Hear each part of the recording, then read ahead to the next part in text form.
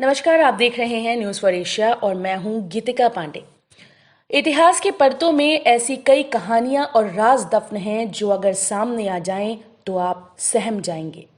कुछ ऐसी ही एक महारानी थी जिसके कारनामों के कारण लोगों में उनका खौफ व्याप्त हो गया था। वहशी होने के साथ साथ ये महारानी एक खूंखार सीरियल किलर भी थी।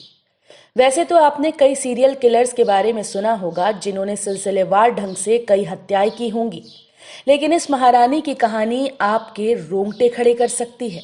ये महारानी कुंवारी लड़कियों को मारकर उनके खून से नहाती थी। आइए जानते हैं इसकी वजह। हंगरी की रहने वाली इस महारानी का नाम एलिजाबेथ बाथरी था। एलिजाबेथ बाथरी को इतिहास की सबसे खतरनाक और वहशी महिला सीरियल किलर के तौर पर जाना जाता है।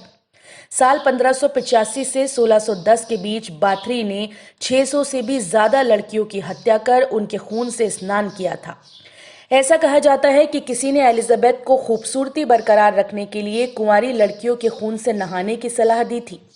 एलिजाबेथ को यह तरीका इतना पसंद आया कि वो इसके लिए क्रूरता की हदें पार कर देती थी।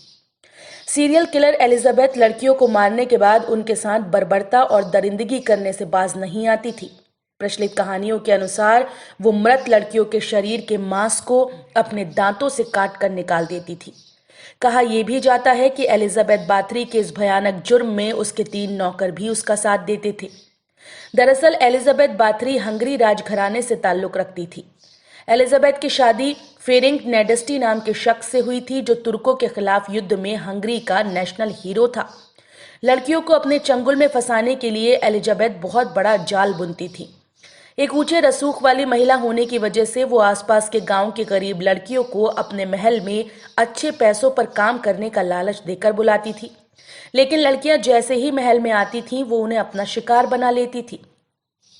कहा जाता है कि जब इलाके में लड़कियों की संख्या काफी कम हो गई तब उसने ऊंचे परिवार की लड़कियों को अपना शिकार बनाना शुरू कर दिया।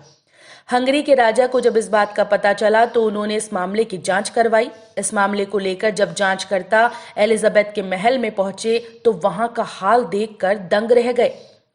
जांच दल ने एलिजाबेथ के महल से कई लड़कियों के कंकाल और सोने चांदी के आभूषण बरामद किए।